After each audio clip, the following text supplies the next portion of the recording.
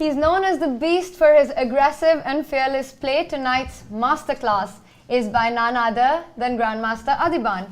Welcome. Yeah, hi. Nice to be here. All right, Adhiban, now before we start, we have to address the elephant in the room. What happened today? Today, okay. I thought you were looking for an elephant. Yeah. No. What happened today in your game? No, I chose a complicated line and I was not expecting some knight d7, and then I was trying to recollect my prep and I could not, and then I went for this very interesting bishop of 7 sacrifice, and I'm getting like 3 pawns for a piece. Actually, I think at some point, I have to take the knight on d4 at some point, and then I get like 3 pawns for a piece and a very interesting battle. But for some reason, I played fast and it was not a good idea, and then the situation just got worse and worse. Yeah. Well, one of your qualities is that despite having a bad day in office, you're often seen with a very positive attitude and you've always got that smile on your face. Yeah, that's true. What's the secret? I don't know. I remember having like this is just one game. I remember having like a very bad day where I lost many games in World Rapid and stuff, World Rapid and Blitz, and then Vidit wanted to take a picture where I was trying to be sad, but I could not. I could not bring myself to be sad. No, it's just overall positive attitude, and just I know this is just one game, and I know it's not going to stop me, so I just don't feel sad about it. And also, I feel like after every loss, I come back even stronger. So yeah. Yeah, you're known for your comebacks. Yeah. Right now, what do you have in store for us today? Yeah, this is one of my favorite games. I played with Sergei Tivyakov. It was a long time back, and it always had a special memory because he was one of the strongest players I had bet at that time. Okay, still is, because I think at the time of this game his rating was 2698, and also Sergei, I think he has been holding the record of unbeaten streaks actually, so he has been having that for quite some time, which recently was bet by Dingliran, of course, with his 100. But yeah, so yeah, that's why I thought it's an interesting game which I wanted to share with the audience. Well, we can't wait. Hope it has all your aggressive and tactical style in it. But before that, give us a little background about the game. Was it an important round? What were your thoughts going into it? Do you remember? Yeah, it was in the Orissa Open in India, and no, actually the tournament was pretty much normal because I was more or less playing I think lower rated opponents, and this was my first game with the Grandmaster, and funnily, like after I won this game, everyone was asking me like if I made a Grandmaster norm. So you were not a Grandmaster already? No. Okay. So I was like 2-4-9-3 or something. So I thought, everyone was asking me if I made a Grandmaster norm after this game. But I said, like the minimum criteria is to meet like 3 Grandmasters, and even I won't be able to fulfill even that because the last round was one more Grandmaster and totally it's 2, that's it. But still, it was a very nice game, and yeah, I think I was preparing till 3 in the morning, so it was like a crazy night. Is that normal for you to prepare for? No. No, because you don't come across as because this was probably, I think, the strongest player I had faced at that time, so I was really taking it very seriously. Yeah, also you were playing to become a Grandmaster around that period, so you were very motivated. Yeah, sure. Yeah. Should we dive into it? Yeah. Should we start? Yeah, sure. Okay. You wanted to talk about this? We will be talking about this later, yeah? About what? This my victories. Yeah, we will. We'll come back to it. So Adhiban's very excited to talk about his many wins, which we will be very soon. But first, let's start with the game. Yes. Okay, so let's go right into it. I'm black against Sergei Tivyakov. Yeah. So all this is well known. Okay. So the Roy Lopez. Yes. Okay, now I think we can start off. I have to ask you, Adhiban, that we see a lot of players actually going in for the Italian instead of the Spanish, instead of Bishop b5. We see Bishop c4 happening more and more now. Yes. What do you think is the reason for this trend?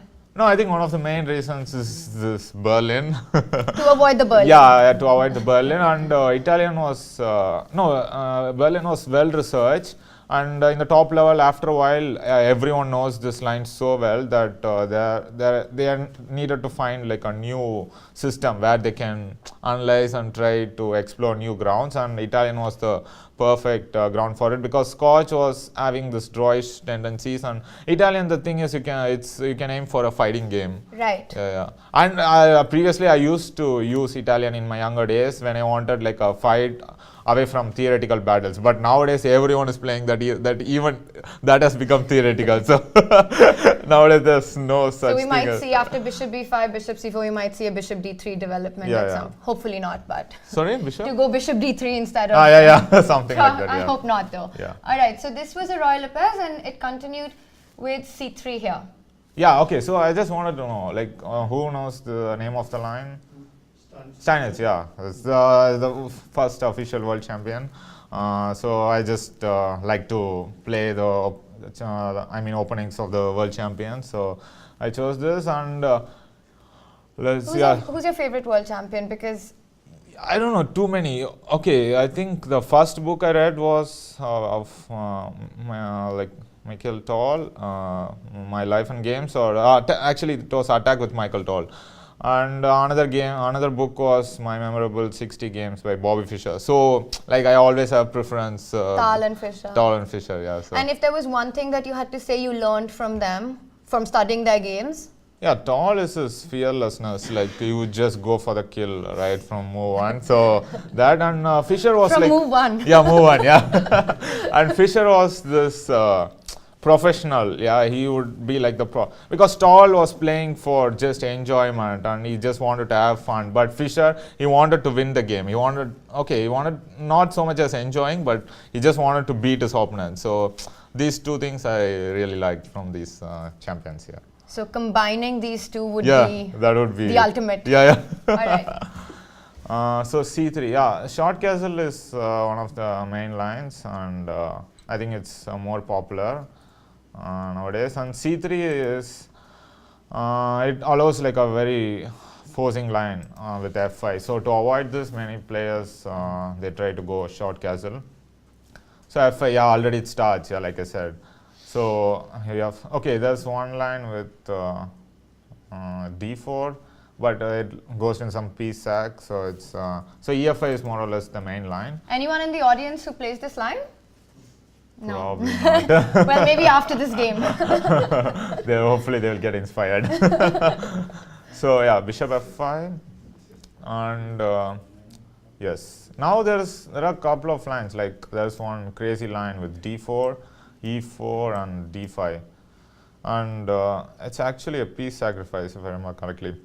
White even doesn't take on c6 and just goes for a, but it's like super complex, and yeah, generally white goes for like safety first, yeah. And now, yeah, bishop d3, just stopping d4, and I'm controlling everything. So bishop d3 prevents white's development. Yeah. On the queen side. On the queen side, yeah. So rook e1, yeah, pretty much forced. Yeah, now I played bishop e7, but I want to ask, why not knight f6? All right, this is for the audience. For the audience, that what happens after knight f6? Like there's a difference between this and bishop e7, so it would be. Take on e5, yeah, I think. Let's have that on the board. Yeah, so we have a suggestion of take on e5 directly, but probably takes back. So rook e5, but bishop e7. No, the problem is the pieces are not ready, for getting compensation, and also I just need one more short castle. Yeah, also one of the reasons I wanted to show this game is when I was taught chess, I learned these 3 golden principles of chess, which I'm curious if you guys know. While they think, why don't you tell us? Huh? Tell us while they're having a think. What are the 3 principles? 3 principles. Does anyone have a guess? Or they're still thinking? They're still thinking. No, but tell us a bit, while we have our audience giving this position a thought, how much of this obviously was part of your preparation, right, till now? Yeah. Okay. So do we have anyone or with any ideas in this position? 94. Yes, that's the one. Oh, good one. Yeah. Well done. That's the difference between bishop e7. So you the pin. Yeah, the pin. Yeah, so it's like a super like double pin. Yeah, so bishop a4 and rook e1. So this is the reason why black goes bishop e7 first to prevent this idea. So after knight d4, it's very unpleasant. I mean, I don't remember the exact evaluation, but I think yeah, it was not pleasant for black, if I remember. right. Yeah, because queen d7. We've got queen f3 yeah, as well. queen f3 idea is there. Yeah. Maybe have that on the board for a Yeah, moment. so queen d7. Yeah, and the pin And continues. there's Yeah. attack on d3 and attack on c6. So it Yeah, gets. So e4, the problem is queen You into just- d3. Yeah, so this pin is still a problem. Yeah. Nice. Yeah, so knight f6, that's why I'm bishop e7. Yeah, I remember once, it was in 2016, I think, it was in Hasselbecken Open in Sweden, and the game was, they were not starting the first round, and so we didn't know, okay, we were a group of youngsters, and we had a lot of time, so we started analyzing this position out of nowhere, and Shiro came across our analysis, and he suggested queen b3. And he said this was his preparation from some time back. And did you use that in this game then? Or this was after this game happened? No, this was in like 3 years back or something, Okay. 2016. Yeah, so just curious. Like it goes something like this and queen d5, and it's like A mess. yeah, mess. Yeah. No, I also This is a very typical Shirov position yeah, as yeah, well. yeah. And yeah, I played one game with Nils actually in the same system. Who is still playing this game, yeah. So rook e3, yeah, the point is, okay, he wants to kick the bishop and So white basically wants to get d4 yes. as soon as he can. Yeah, and the main line is bishop c2 actually. This is the easier way, yeah. So to take, knight f6 and d4, and this is the main line, and yeah, it's probably around slightly better for white or equal, yeah. So this is what I was more or less expecting. Yeah, but rook e3 actually had played some games, so I was kind of prepared for this. And did Sergey take some time for this move? No, he played quite He fast. played it fast, Yeah, okay. if I remember correctly, yeah. So and I was happy to get this e4. Yeah, so now why not knight d4? When you say you were happy to get e4, tell us a bit. No, basically like my preparation continues, yeah. So that's Okay, so you were still in your book. And we've got Adhiban's trainer, yeah, you wanted to see. Mr. Ubilava, joining us. You wanted to see. He's just making sure he's done a good job with Yeah. you. No, I thought after my game today you will not join. You ever. You'll not join this. Maybe it's just the wine. Yeah. Yeah, okay, so the principles, the 3 principles of chess which I learned was capturing the center and piece development, which is what my opponent didn't follow and I didn't follow today. So always develop your pieces. It's never a good idea not to do it. And yeah, the third one is, what was it? Castling, yeah, king safety. Okay, so knight e1. Okay, so you're still planning to get rid of this bishop at any cost. Yeah, so now any suggestions how I continue? This is a very interesting position because black is not fully developed here, but neither is white on the queen Yeah, side. but yeah, I think somewhat black is a little bit better developed, maybe, I guess. Then white, yeah. Some of this, all this queen side pieces make a very weird impression. Yeah.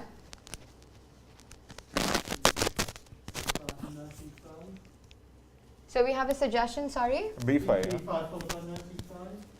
b5 followed by knight e5. Yeah, I think that was one of the moves I was considering. Let's have it on the board. Yeah. So we have a suggestion with b5 here. Yeah, but I think probably I can play bishop b3. Knight e5 was the idea. Yeah, and I think I can go here if it works. Yeah, but okay, it's still knight c4. I'm not at all sure what is happening. Maybe I think probably to take here, but then still ed3. Yeah,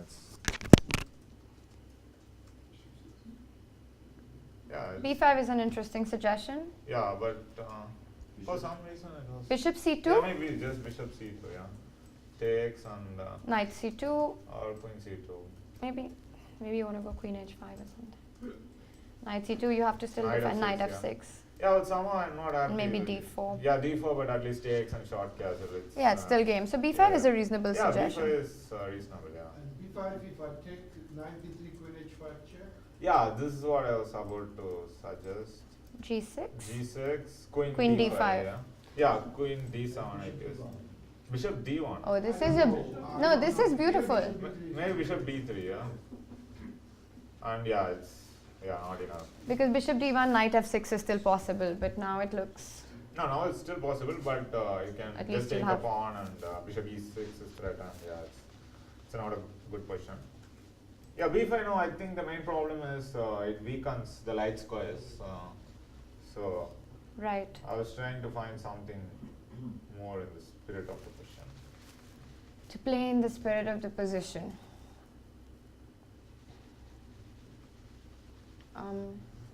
Should I take a guess? Am I allowed? Yeah, but you can see. Oh yeah, you're right. I actually hadn't. You can see the game. It's true, but to be honest, I hadn't seen it until you mentioned it. But that was going to be my move. Yeah, okay. So you are crazy. So I assumed you would come up with that.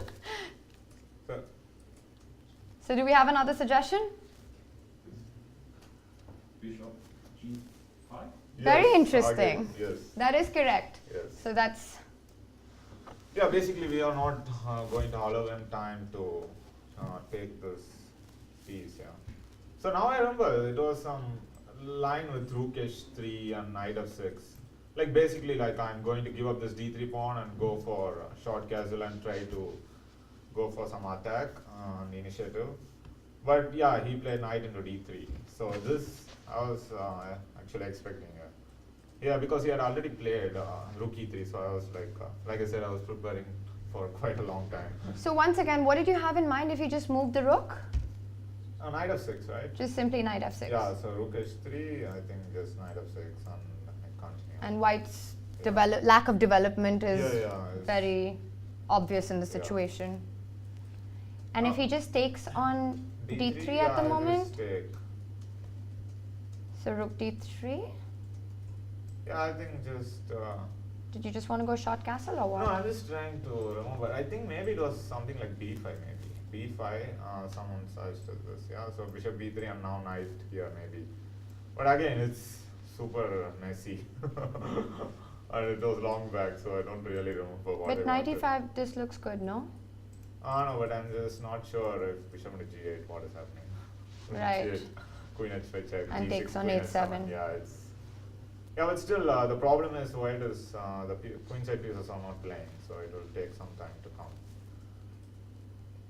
Did he think for a while before he moved, or did he go for this exchange sacrifice really quickly? No, quite quickly, yeah.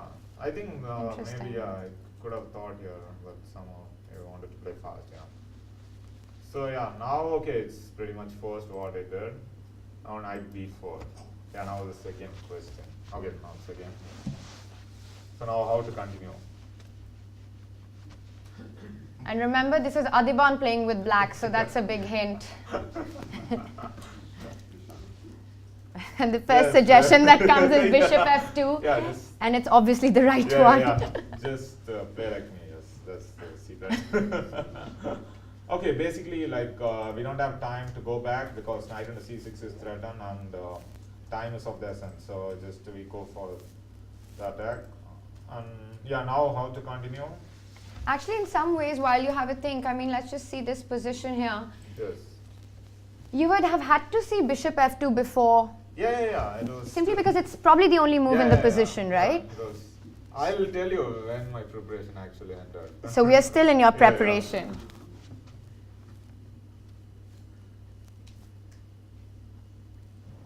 So bishop f2 here, and yes. white has to take.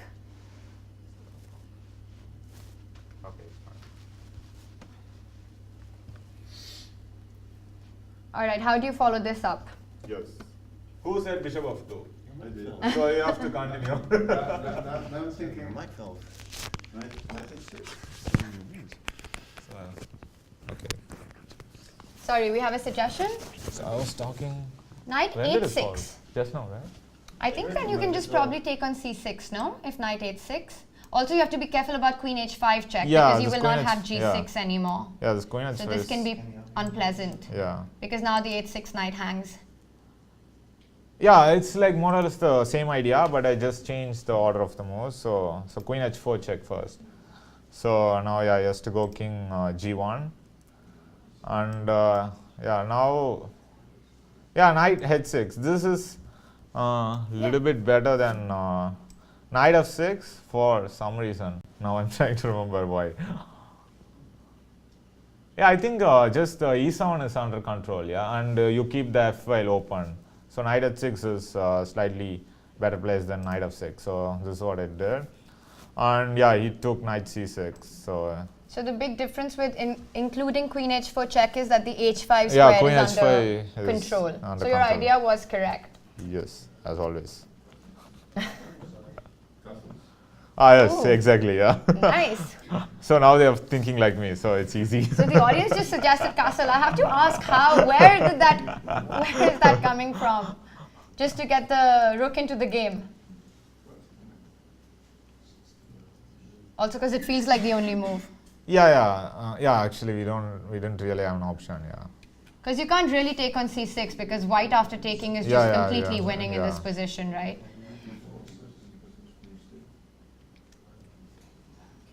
So now black has a really big threat of checkmate. Yeah, checkmate. So you're Yes. threatening queen f2 and queen f1 next. Yeah.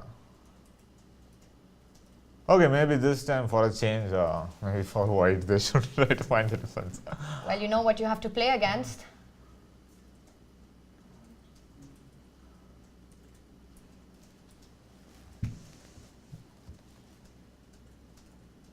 And you were still in your prep. Yes. How do you feel now? You know, there's been a lot of talk and controversy around opening preparation. The fans, at least, don't like it a lot because they feel that chess has become a lot about openings. As a strong grandmaster, you can't really avoid opening preparation. How do you think it's healthy for chess? Yeah, okay, because now, for example, today I think I lost mainly because of opening. So it has now become a major part of our a career, and so we need to be always ready. And yeah, I think the main problem with why fans don't like it is the increase in draws. Like there are just so many draws, because if you play correctly, it's always ending in a draw. So, and the computers are not at all helping for this, because always if you switch on the evaluation, it's always like 0.00. So that's why people are calling like classical chess is dying. So that's why we should maybe focus more on rapid and blitz. But I think still there are like a lot of areas which are not explored, and there are quite, even I think Dingley and he continues to come up with some interesting ideas. Yeah, so I think it's just you have to strike a balance, because it's part of opening is always going to be a major part of the game, so we can't really avoid it. And how do you feel about this whole argument around classical chess becoming more and more difficult because of this results that we often get, especially in the top elite events? I mean, the World Championship got decided in the tie breaks. Yeah. We had no result in the classical format. Hikaru won the entire Grand Chess Tour without winning a single game in any of the classical events. Do you see that? Do you think rapid and blitz is the future of chess?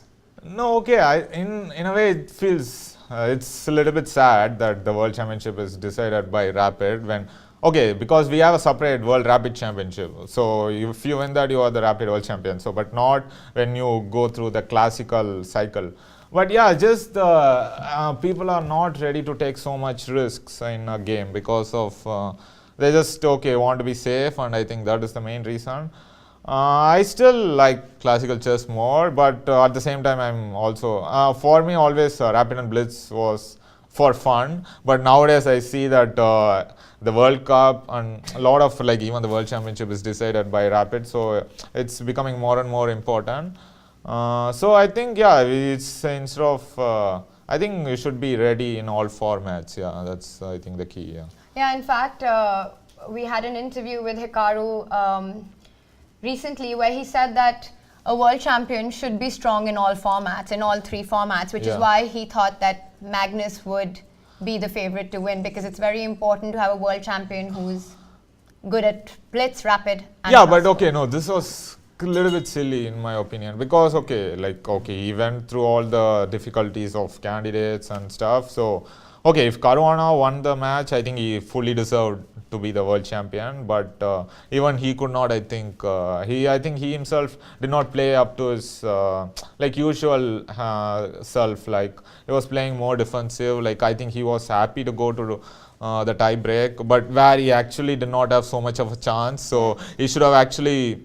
Like someone was telling me that he should have started the match as -1, then maybe he would have taken it more seriously, because like going to rapid was a big handicap for him, because Carlsen was clearly superior to him. So yeah, I think it doesn't matter that the current world champion has to be the best, Right.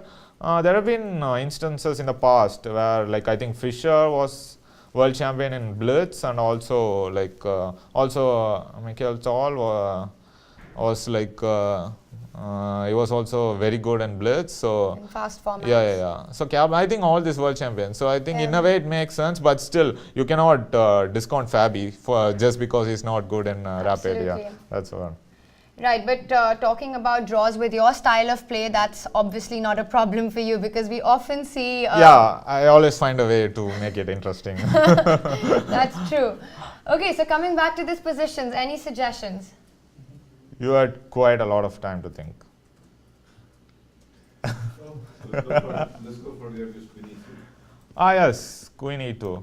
Interesting. Yeah, I think I wanted to just continue with Knight Threatening G4. checkmate. But okay, maybe H3 is. H3? Yeah. So, yeah, I think it was something like this, if I remember. And the idea is to play Queen G3 or to take on H3. So if he goes Knight E7 check here, you just move your Yeah, king here? this is the point, to just ignore it actually. And the threat is Knight and H3 or Queen G3, so it's really quite nasty. Yeah, this was actually, I think, what he should have played actually, if I remember. Queen E2 was correct, but I think what he did was wrong actually. He played H3, he also prevented the back rank with a different move. Or I think one more way was Knight E7 check, just to distract the queen. Actually, during the game, I think I would have taken it.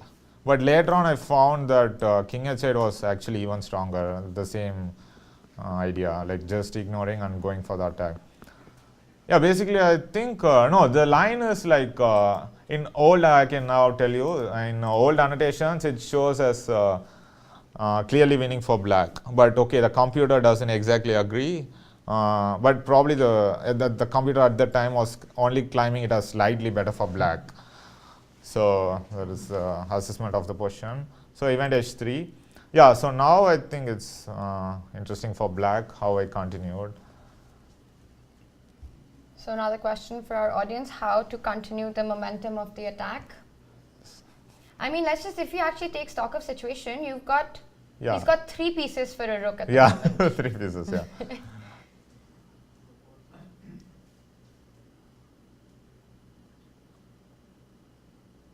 Maybe the clue is okay. I think this is the reason why Queen E2 was maybe a little bit better than H3. And that's interesting.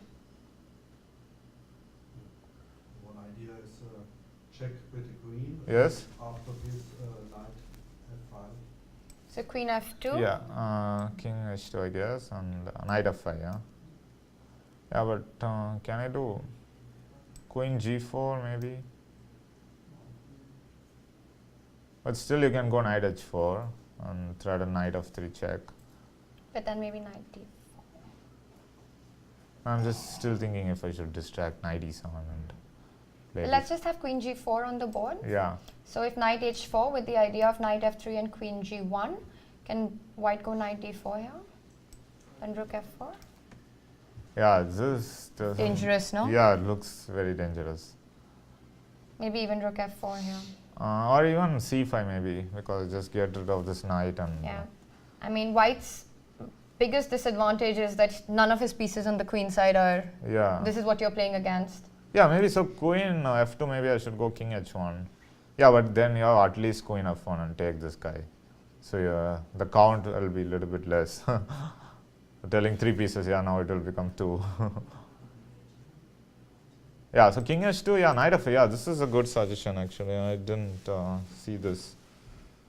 So your Yeah. threat is knight h4. Knight h4, yeah. So can white just go knight d4 right now? You'll anyways go knight h4, and can I go Oh yes, this looks good. knight h4 now?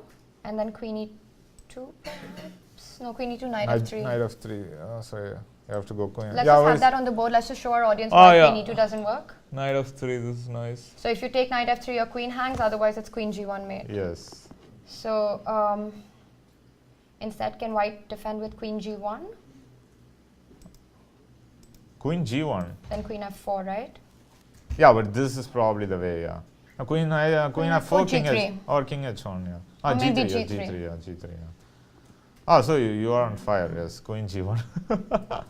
Nice defense. Yeah, so this is maybe c5. Yeah, I think, okay, probably it should not work, but I was thinking something Oh, like this this. is nice. To run with the king. I mean, white does have a lot of pieces. Yeah, but I'm worried that it will be checkmate. Just take the knight and okay, I think it should be.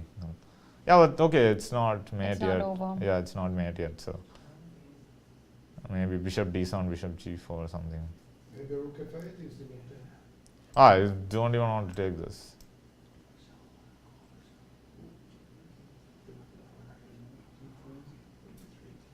Yeah, okay, so I have to give everything. No, I why think. can't you go knight e6 here? Yeah, I think he wanted rook f6. Then d4? Okay, you want to do this. I Okay. wanted to go. Rook f5, yeah, and g6. Yeah, but I think same d4. So, yeah, bishop g5. No, okay, I just want to give as much piece as possible and Just stop the checkmate. Yeah. Yeah, d3, yeah, okay, knight e6, rook f6, and then d4. Yeah, this looks like a possibility.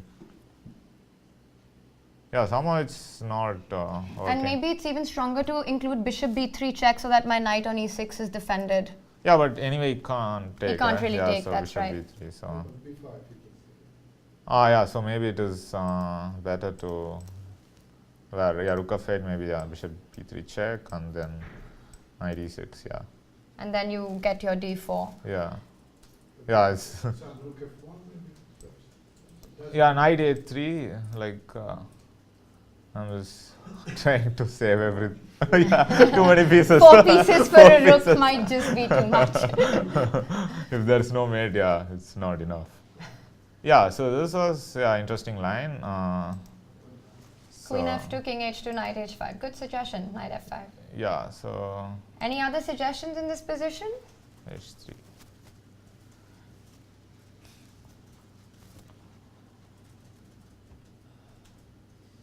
Queen f2 and then rook f3. All right, let's try that. So we have queen f2, king h2, and rook f3. Yeah, what is the idea exactly? Because you're not really threatening rook h3, right? Knight d4, let's say, come back.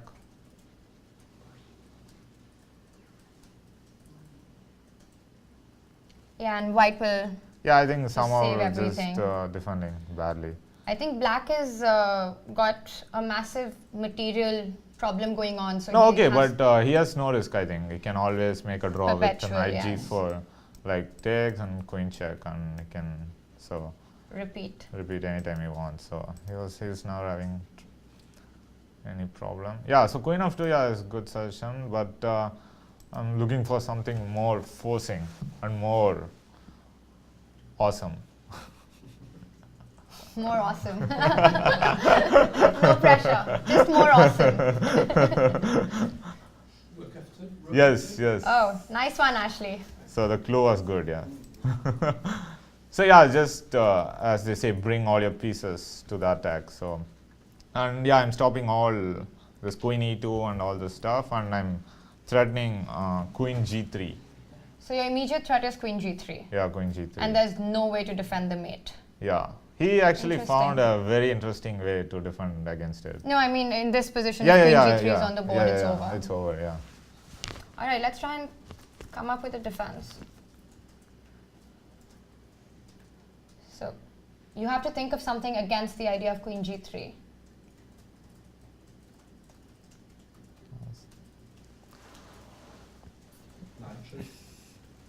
King h8. That's 97. So let's have that on Yeah. the board. So we have a suggestion of So, knight e7. Yeah, knight is king h8 and no weapons. Okay. Let's anyway have it on the board. Yeah, but it's the Yeah, yeah, okay, anyway, this is what happened in the This game. is correct. Yes, this is good. So But the big question is now what? it's the theme of overloading the queen, yeah. So knight e7 I can't take, so king h8, yeah. So now Just have that on the board. You have to just have that on the board. it's So there, yeah. knight e7 is important because queen e7, your yeah. rook is Yeah, you cannot take, yeah. rook so. is attacked. Yeah, but anyway, I was in this game. I don't think I was ever planning to take back. So You really didn't care about Yeah. the pieces in this game. I was just going for the majesty, king. So still a very big threat of queen g3 on the board. Yeah, again, I have to emphasize, his main problem is all the pieces are sleeping, so they're not really playing. Yeah, I think that's the main reason why the attack is quite strong. Queen e1 and queen e3. Queen e1. Yes, so you yourself have to find the refutation for queen e1. Yeah. Nice one. So queen e1, let's have that on the board. Yeah, Queen so e1 my- unfortunately doesn't work. Yeah, this was my point actually. So yeah, play so till the king end. g2 and. And you lose the queen. Yeah, actually, materially, it is not doing so bad. But the problem is again the king. Like, okay, if you try to play knight a3 and I bring the last piece, and okay, after rook f2, it will be checkmate soon. So Right. yeah, queen e1 doesn't e1 yeah work. doesn't work. So what again? Bishop c2 on the board. When now, Now. yeah. Yes, bishop c2. So the coach has the student stumped. Yeah, yeah, maybe bishop. So bad, but Yeah, no, but probably bishop c2. I didn't think actually. Yeah, maybe it was possible. Yeah, bishop c2. So I guess I should continue bringing all the pieces. rook f8. Yeah. yeah. And rook into g2 is a threat, yeah? Yes, rook into g2. Yeah. It's a big you are threat. really sharp today. Huh? Very sharp today. Thanks, Adhiban. All this training with Lawrence, helped, I think. Doing commentary.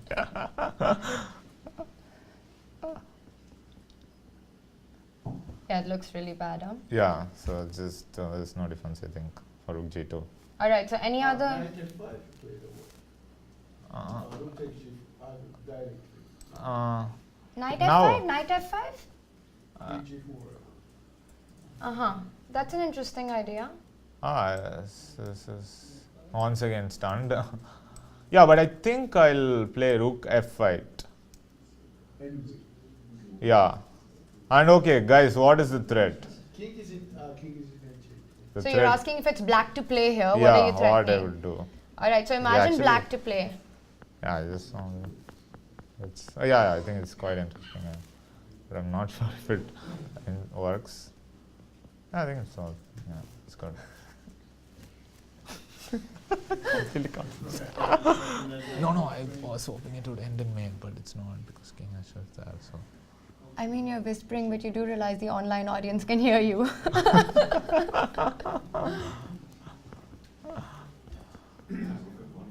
So rook f1 is a suggestion. Is that a threat yes, here? that was the one. Yes. Well done. And yeah, So- no, I was hoping it would be a So mate. for example, just for, let's see, Okay, a3. You A3, don't yeah. make such Yeah. moves on the board ever, but just to demonstrate. Yeah, so rook f1 takes and knight g3, and king either way it's checkmate. So this is the one.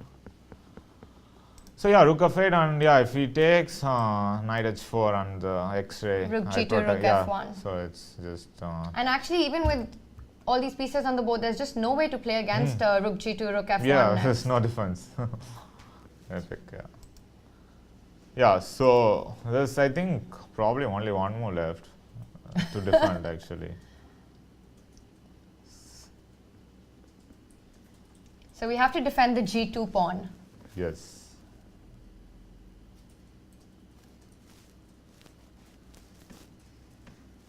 Okay, maybe I can show. Yeah, it's. All right. So tell us what you did, what your Sergey did here. Yeah, so it was knight d5, and so it's just ready to play knight e3.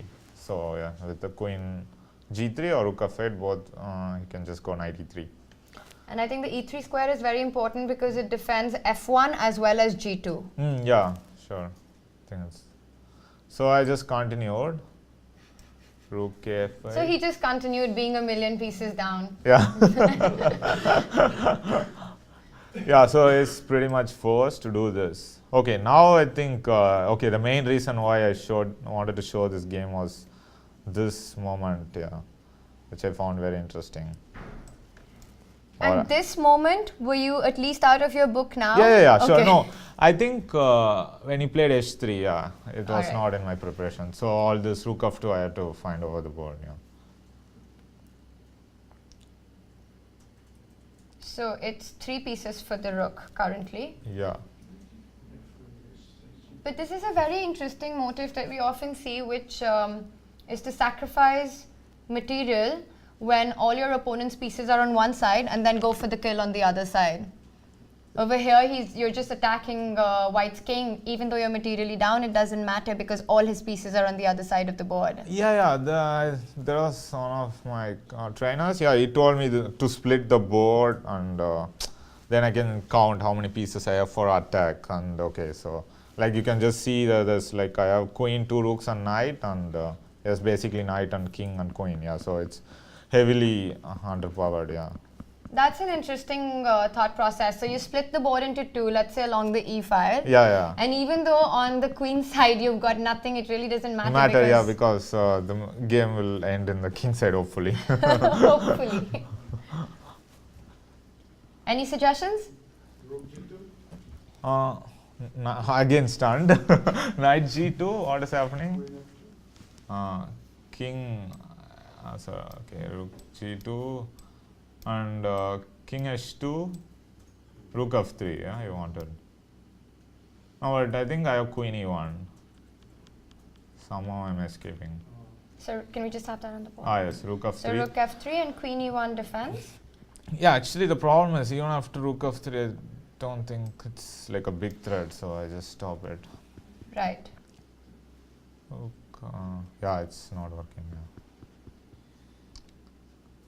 Okay, let's go back to that Yes, position. knight e3. Rook f3. Oh yes, that's the one. Yes. So yeah, it's like Well done. removing the main defender. So like once this knight e3 goes, okay, queen g3 will be very strong. And actually, I have like another threat actually. Okay, so he can't take on f3 with the pawn because, can we just have that on the board? Yeah. Adhiban? So it's just So you can't take because it's mate, king Yes, h1, yeah. and you can decide rook h2 yeah. or queen h2. Okay, yeah. Both are mate. And let's go back to rook f3. Yeah. And now, yeah, the point is with the same idea, I'm threatening rook h3. So he cannot, nice. yeah, he cannot take because of the same queen g3 and queen h2. And again, just to demonstrate, a move like a3, rook h3, and rook h1 is unstoppable. Yeah, Otherwise, you unstoppable, run yeah. into Yeah. queen g3 mate Yeah. if you take on h3. So now white has to find a way against the idea of rook Rook h3. h3, yeah. Oh. Bishop d7. Yes. Only Bishop d7. So finally, one of the pieces is coming to play from the queen side. This is a very interesting geometry of defense, that this piece on Yeah. the absolute other flank comes to defend h3. Yeah. from So d7. now I see that okay, the idea of rook h3 is gone forever. So I need to. Just to draw some arrows. No, but you missed a square. But it's Yes. So what were you saying, Adhiban? You missed bishop d7 during the game? No.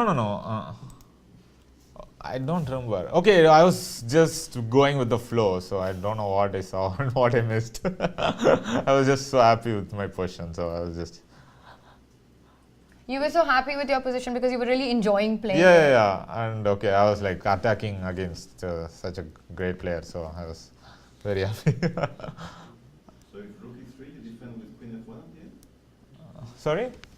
Rook e3, you defend with queen f1 at the end? That's a good Yeah, question. exactly, So That's if actually I, a very good Yeah, question. exactly, this is the thing. So Because- queen g3. Yeah, there's no other defense, so this is the... And now finally, having all the stupid pieces will actually make sense. So, materially, like now, it's not so bad. Right. Maybe black is still probably okay, but it's not what he wants. It's a good spot with Yeah, queen f1. well spotted with queen yeah. f1. Yeah, it was the only way actually to defend this. So rook e3 doesn't work. Yeah, then. rook e3 doesn't work. So basically, like I have to continue the same plan, but just not giving any more pieces. Yes, Ashley. Knight g4? Knight g4. Interesting. A lot of pieces can capture it. Bishop g4, what you wanted? Oh, Yeah, but it was nice. I think he wanted to overload the pieces. But But even perhaps wait, actually, I'm curious what actually knight happens. g4, rook g2. Yeah, it's complete. Okay, but probably everything is holding. No, but yeah, bishop g4 is coming. But I think his point was takes rook h3, right? Yeah, this is nice. So takes and queen g3, again the same point. Right. Yeah, this theme actually is very nice. It happens many times. Like, how do you call it? Exactly, I don't know the word. You mean Blocking, maybe. I don't know. Blocking is. And queen g3, maybe? Yeah, queen g3. queen Yeah. g3? Yes. So and now the threat is rook e3, and yeah, basically I should not give him too much time to develop his pieces. Yeah, because if I just wait one more move, he has knight a3 and knight c2. Interesting. I'll also put this arrow. Oh, From the right side click. this one. No, this one. This. Okay. Great. So if you wait one more move, he goes knight a3 Yeah, and, knight c2, and yeah. then the e3 knight is protected, Yeah. so then it becomes very difficult to continue Yeah. the attack. I'm not at all sure if it's... Yeah, but still probably have some chances, but it's not clear. So yeah, queen g3, and now I'm going to take on e3. And it looks almost hopeless, but he managed to still find a defense. Actually, in such positions, tempos and every move really Yeah, does counts, count. yeah. You have to keep the momentum Them of going, the yeah, attack yeah. going. Yeah, there is... I mean, giving up all the pieces will be for a waste. Yeah. So any defense? What's your defense with white? Queen f1? Queen f1. Yeah, but... then you lose a lot of material after rook f1, knight f1, queen f2 perhaps. Or rook actually, queen let's see. f1.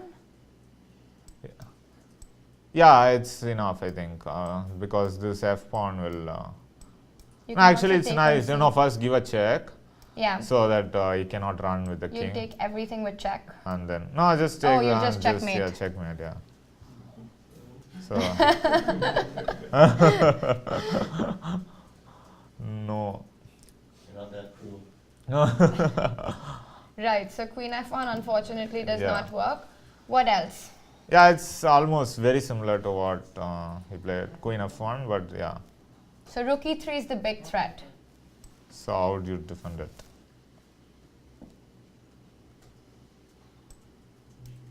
No, actually here, now I remember, I actually thought the game was over, but he managed to find a defense actually. Find a resource.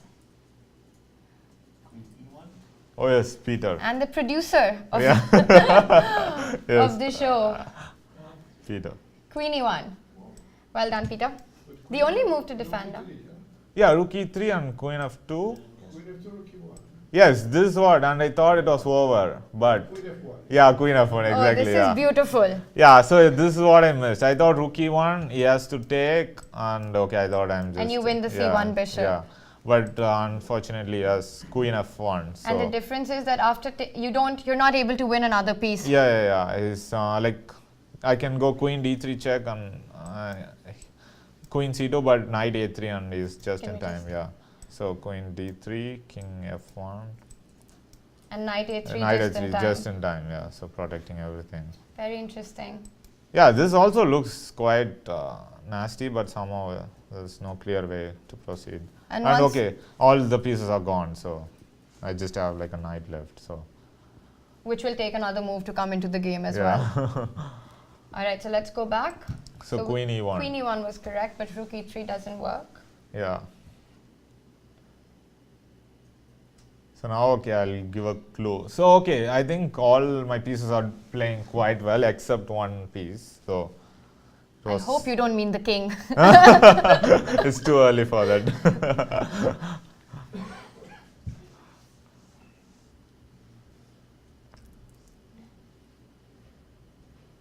Do you have time for knight f7? Yeah, this is what I did actually. Because the problem is he's kind of stuck, yeah, on the king I have side. to say, we've got some very impressive players in the audience. Well done, guys. Yeah, knight f7 was really cool actually. So the point is, the threat is knight e5, and then, yeah, you can probably take, yeah, this is probably nice to show. Okay, let's say something like this. So I come knight e5, knight c2. Okay, one option is I think knight d3 is winning, but yeah, knight d3 is probably the simplest, yeah, and just brutal. Rook E3 doesn't work because of Queen F2 or what? Probably Rook- Queen yeah. F2, yeah? Queen f2. But knight f. King F1, Yeah, it's just barely surviving. Yeah. Queen H. No, Yeah. but I think it's Yeah, too just much. take on E3. Yeah, too much. We are forced to make a draw probably with this. Yeah. Right. Yeah. So I think I wanted knight d3. I guess here. Knight D3, and yeah, that looks really strong because the queen doesn't have. Yeah, queen doesn't have. The point is that queen can't go to D1 because now you just take on. No, actually, Yeah. I think probably just knight f4. You can't take on G2 in that position. I think also I can, but Knight G2, Queen F2, King H2, Knight F4. But Rook H, Queen G1 or Knight E3 maybe. Yeah. queen g1. Yeah. Knight. No, Ah, because yeah, bishop this- on D7 yeah, this bishop is on very D7, annoying. yeah, very it's annoying. defending the H3 pawn. That's no, but queen d1. I'm pretty sure you can find a nice mate, or maybe not. What about Rook F1 here? Knight f1. Oh, sorry. Yeah. No, that's. No, okay. I think just knight f4 and rook g2 is really unstoppable. Right, because if Knight E1, you just take Rook E3. Yeah, just Or even Rook F1. Oh, no, you have to take Rook E3. yeah, rook e3 and finally it crashes. Yeah. Right. Yeah. So knight a3. Yeah. So he cannot do so. Okay, he wanted to prevent this knight e5 at any cost. So he played d4. Yeah, but now there's a major flaw with this plan, and now one of the lines which was not working before actually works. All right, so while the audience has a think, Yes. seeing this game, I now understand why Vishy Anand said that you're such a risky team player and having you on the team is just, you know, things can get really crazy and chaotic. So it's your style of play, yeah? This is very normal for you. Yeah. I just I think I was like a very bad team player at first. I think because of me, many times like my team did not win a medal. But now, yeah, the things have changed, and now because of me, my team is winning. So What do you think has been the shift? shift is basically I stopped losing in team events. I think that is the main reason actually. And okay, because in team events it's not just you. Like if you, actually one of the reasons why we got a bronze medal in 2014 was we were never losing any of the matches, and at some point some guy would somehow win, and so as long as you are not losing the match, okay, so there's always a chance that you can win the match, like one of your teammates will win and you can eventually win the match. Yeah. Talking about not losing team matches, it wasn't the case on the night of the Battle of the Sexes, huh? Yeah, that was very sad, yes. Yeah, I still have nightmares about that DC3 move which I played. So that's when the women team won against the men team. Yes, but I think it's like a tradition, right? They always beat us, if I remember. No, actually, last year it was the men team that won, and I think the year before that as well. Brian said women have won twice in history. And once And was I last think- night. Yeah, That's what he said. yeah, but I have been here 3 times, and I think 2 times I was here probably. Both, maybe those were the 2 times Yeah. that the women team won then. Stick to Olympiads, Adhiban. Yeah. But the thing is, having a player like you on the team means that when there's a must-win situation for the team, they would Yes. want to field a player like you because of your style of play. Yeah, sure. Actually, that's one of my specialties, I would say. To play in must-win situations. Yeah. No, actually, this Olympiad, I was playing too solid, and then when I drew, like one of our teammates lost, and which eventually put us out of the contention. So I was like, okay, I'm not gonna play solid anymore. I'm just going back to my old how I used to play. So I think that was. Yes. Doesn't knight g5 work now? So we have a suggestion, knight g5. What is the threat? Idea is rook e3 and knight s3. Yeah. Okay. Yeah, I guess. Bishop g4? Yeah, bishop g4. It's the only defense. Anyway, I think it's quite close, so I can just show them actually the rest. I mean, the idea is correct as you mentioned. Yeah. So now, yeah, just after d4, I just went rook and e3. Now this line works. So you just continue the trend of giving more and more pieces. yeah, so I just gave queen f2 and rook e1 check, and queen f1, and now this is the difference. Yeah, so this was not possible previously, and now a new pawn joins This is the very interesting. So when this pawn was on d2, d2. This was not working. Yeah, the e3 move was not working. But after d4, and suddenly you have the threat of queen f2 queen now. f2. Yeah, so That's beautiful. yeah, so after e3, it's basically over. There's no defense. Oh, so he... Yeah, he played knight d2, and Because now if he takes on e1, you just take and you... I mean, besides the e pawn being very strong, you win everything on the queen side as well. Yeah, I mean, exactly, like the knight cannot move, and I queen the e pawn also. Yeah, so now I just went queen f2, and yeah, it was over. So I can go here, but I just take and e2. There's too many queens. Yeah, so after queen f2, he resigned. And this was probably one of my favorite games from when I was even younger. That's a very, very imaginative play from you actually in this game. It was channeling your inner Yes. Tal. Yeah, sure. Right. Well, we're going to open the audience for questions very soon. But tell us a bit about your experience here so far, Adhiban, in Gibraltar. Yeah, Gibraltar, I always tell Stuart, like, okay, I'm very happy to be here, and it's one of my favorite tournaments, and also it's one of those opens which just kept on getting stronger, actually.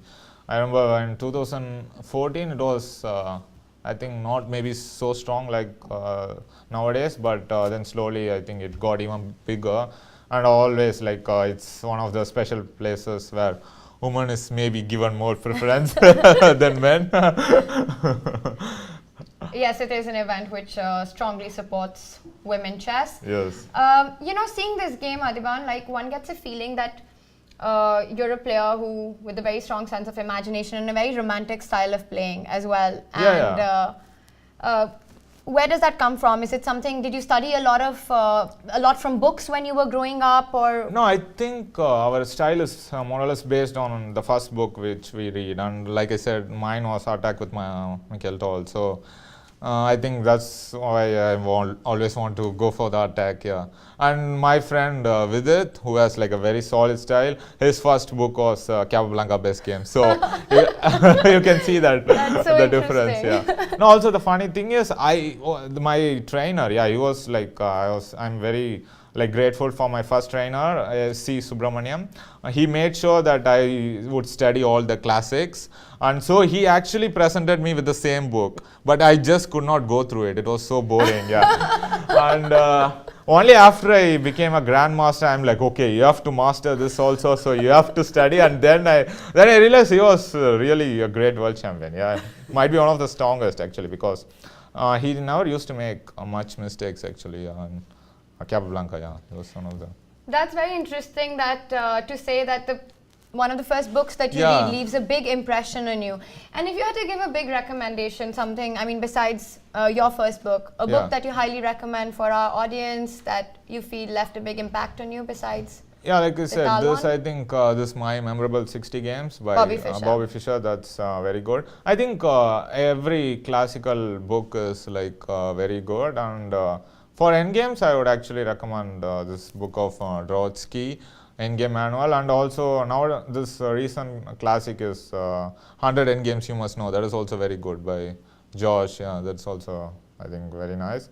Basically, like books, I think still has the importance, which I feel nowadays many youngsters they think that they can just work with computer and they can just ignore the classics, which is not at all the right approach. Right, well, we're going to open the floor to the audience. Any questions from you guys or our online audience? I'll start, but I want you to be a better audience in the first 2 masterclasses, all right? Be brave. He's here to answer questions. We pay him by the hour. I think they are still thinking about the position. I gave them too many questions. They were very brave with their move suggestions. Yeah, Do you exactly. have a question? Yeah, too many questions. Yeah, so I'll go first and I'll get a question. So Adhiban, this guy named Vishy Anand, he's pretty good at chess. But tell us something you can absolutely crush Vishy at. Any sport, game, or activity. What's something that he has no chance against you at? No, I think any sport other than chess, I can crush him. It could be a card game. It could be an eating competition. Any sport other than Sport. chess. Oh, okay, that's your answer. Yeah. Okay. Yeah, that's my answer. But you have an interesting story about Vishy as well. I remember. Could you tell us? Okay, he is going to kill me for this, but okay, yeah, probably I will receive a message right now. Okay, my place. Once you come back to Chennai, let's meet. He would probably say. So yeah. There was this interesting story that you had about how he was someone you really looked up to, and then from there playing in the same team with him and playing against him. Can you tell us about that? Yeah, I think the chess in India is so popular because of him, and like everyone when we are younger, we wanted to become like him. He was our hero, and personally, I'm very grateful for him because.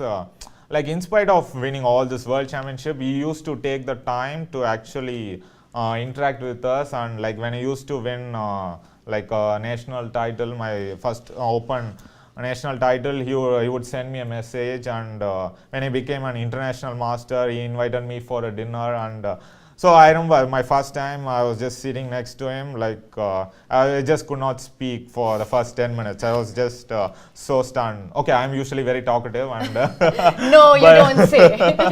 But the first 10 minutes I was just staring at him. I was not talking anything. I was just in awe, and yeah, it just like I think he just takes a personal interest, and I'm very grateful for them. And I think he's one of the major reasons myself, and all these youngsters from India are coming up here. Yeah, I think he's the big He reason. showed his 6-move loss at Beal 1988 on the air today. So Which he lost in 6 moves against Alonso. So he's going to kill us first. Yeah. No, I know the reason why. Yeah, I know the story. Yeah. Yeah, we told it already on there. So we have a question from the audience. This is not my actual question, but I believe that Vishy is very good at tennis. So maybe he beats you there. Oh, tennis, yes, actually, yeah. Tennis, he can beat me. Because probably, I think he's friend with Vijaya Mitrash. So, yeah. So I know him. No, my question was that obviously you're very gifted at tactics, and you were mentioning game books. Yeah. But did you train with endgame studies, mating 2, or just a normal tactic books? No, That's a really interesting question. Yeah, I think no, you need to like solve all sorts of things. Like I think it's very good to start with mate in 1, mate in 2. Some of my friends still have problem with that, so Why are you looking at me? no, not you. Like I just wanted to mention Vidit got checkmated twice in a row. So in made in one he missed. So it's still a problem with many of my friends. So like yeah, I think start with made in one, made in two, and just then three is also I think quite challenging. And studies are a bit I think little bit advanced, so that maybe you might want to postpone until you are really ready for them, because it's really like mind blowing. And I remember I have solved all sorts of tactics, around 4,000 tactics or something I would have solved. There was this software CT Art, because at the time there was like no online platform like chess.com or chess24, so where you can actually become a member and you can always solve in this website. But at the time there was no opportunity like that, so I was there was this software, so I used to solve a lot. I think that would actually make you tactically very alert, yeah. Because also I remember Topolov mentioned that calculation is everything. It's one of his favorite quotes, yeah. So I think yeah, it's very important to bring like make your combinational vision very powerful. Now, Adhiban, I know before we go to the next question, I know that you really enjoy quotes, and you have you have a thing for quotes. Tell us which would be the one quote that you live by, or live by, or something that has left a big impression on you. Your favorite quote. Wait, I just got a good quote today. I'm trying to remember. Yeah, I believe I have all I need. So this I got today. So I just thought. I believe I have all I need. Yeah. So okay, just well, like the perfect package. So. That's so when we've got. This I got today. So it's like I'm always having some quotes. Yeah, that's why I asked. Right. So we have another question. I think it's quite important when improving to go through the games that you have played and try and understand them. What's your procedure for doing that? Yeah, I think okay, you have to probably okay. The thing is, first I think it's very important to analyze the games you have lost, and also the games you have won, because in that games you might also can learn. Basically, try to analyze without computer. I think that's very important. Like you have to analyze on your own. Then you can compare your notes with computer. It's like ongoing process. You cannot do it one day and forget about it. So you have to just do it continuously, and eventually you will become very strong. And I read this book by Axel Smith. What was the name again? Pump Up Your Rating. Yeah. So I think it's a popular book, it's a very popular book, and all my friends said it's very good. And he recommends that that was one of his training. Like Aryan Tari, he improved just by analyzing his games again and again. So I think yeah, that's like a well-known, proven method. Yeah. All right. Do we have any other questions, Mike? Adhiban, at the Olympiad in Batumi, I felt very good because there's a couple Indian restaurants, and the one I walked into, the entire Indian national team was there, so I knew I had done well. But my question is, have you ever played a tournament where there's just no Indian food anywhere to be found in that city? Yeah, no, I am not like your typical Indian. So, like when I go outside India, I'm really not looking for Indian food actually, because I want to explore their own cuisine. Like I want to try different foods.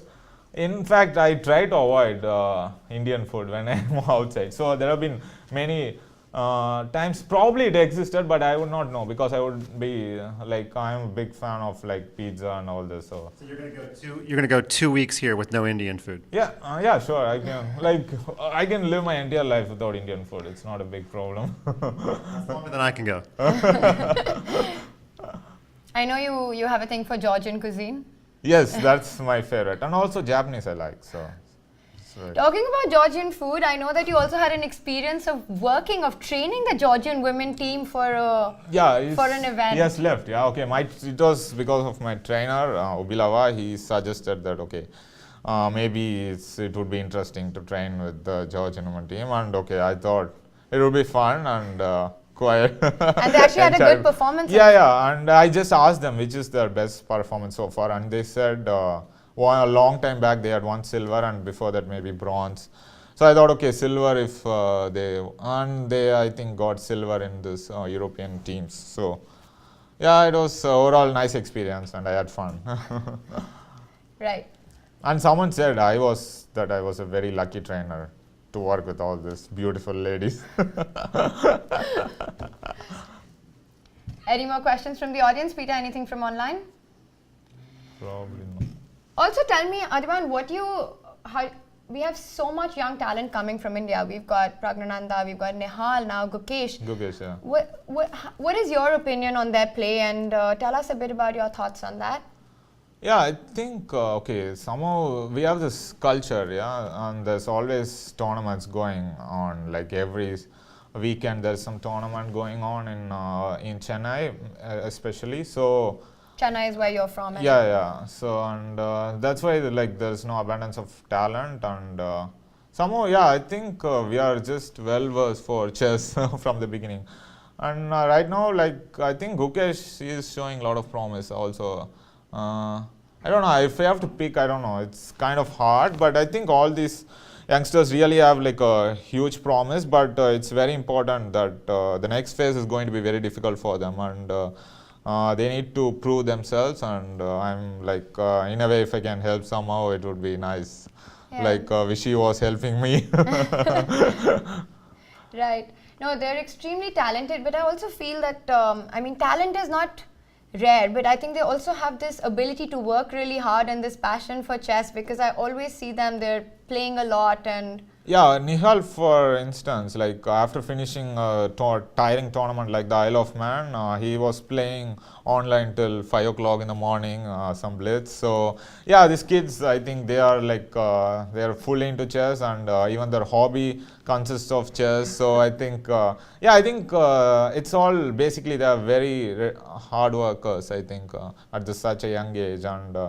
And I think they have like a good support system, and it's very important that your family is supporting you. And like when I was growing up, like there was literally no pressure from my parents, and which is very important, because nowadays many kids never reach their potential because they have too much pressure from their parents. And I mean, if you are afraid when you are young, then like, okay, then I don't think there's much hope for you, yeah. When you get older, all those things like become even worse. So yes, when you are young, you have to be like ferocious, and like you have to go for the kill always. And all these kids are just like that. So yeah, they don't fear anyone over the board, no matter who they're playing against. Yeah, I remember in Reykjavik when I was playing, like everyone's concern was not to play against Nihal and Prag. They were happy to play with me or Rapport, or they were not scared of us, but they didn't want to play with those kids. This is the year that you won Reykjavik. Yeah, this is the year. Yeah, and I have to thank you, of course, for bullying me to going there, because I did not know what tournament to play, and it actually marked my year very well, actually. So you're welcome. Yeah, thanks. Okay, I have to ask you, because this is something that I also as a player struggle with, and I'm sure it probably resonates with a lot of us here. You know, when we've had a bad day or a bad game or a bad tournament, it's really difficult to sort of get ourselves back up there the next time or the next tournament. What would be your practical advice? I mean, it's easy to say to keep a positive attitude and to keep smiling, but what would you advise us to do to be able to give our best for the remaining rounds of the next tournament? No, okay, like personally for me, like I have this one question I ask myself after I lose, or when the things are not going so well, I ask myself, is this going to stop me? And the answer is always no. So okay, if this is not going to stop you, then there's no reason that you should be affected by it. And I love that. Yeah, so and the main thing is, okay, just you have to just keep removing everything. Like for example, okay, how would the people think? Like prestige, like okay, you lost the game, okay, like I mean, it's like how the outside world thinks of you. This is what people find it more difficult to cope with. They're like, oh, everyone is thinking that I have lost, they think I'm a bad player, all this. You don't need such things. Like you just have to play for yourself. I think that's very important. And yeah, I think I also had this phase where after a loss I would also lose the next game, so it became 2 in a row, which is not one. But yeah, slowly I think the major thing, I just stopped caring about how the outside world would think, and I stopped caring about the rating, and yeah, just remove all these unnecessary elements, and then I think you'll be fine. Yeah, just just to have hope for the future. Yeah. That's very interesting because I think Magnus Carlsen also said something similar to that, where he said that he doesn't really care about what people think about him or what their opinion is, and it's not important. Yeah. Okay, but he maybe takes it a little bit extreme, but he says that, okay, I will never listen to anyone. Okay, so that's maybe a little bit extreme, but yeah, the concept is kind of similar, yes. That's interesting. All right. Anybody else with anything? Okay. Well, thank you so much for your time, Adhiban. That was a very, very entertaining game and a great conversation. Yeah, learned a lot. Yeah. And wish you all the best for the remaining games. Yeah, thank you. Thank you. Yeah, thanks. Thank you for joining us.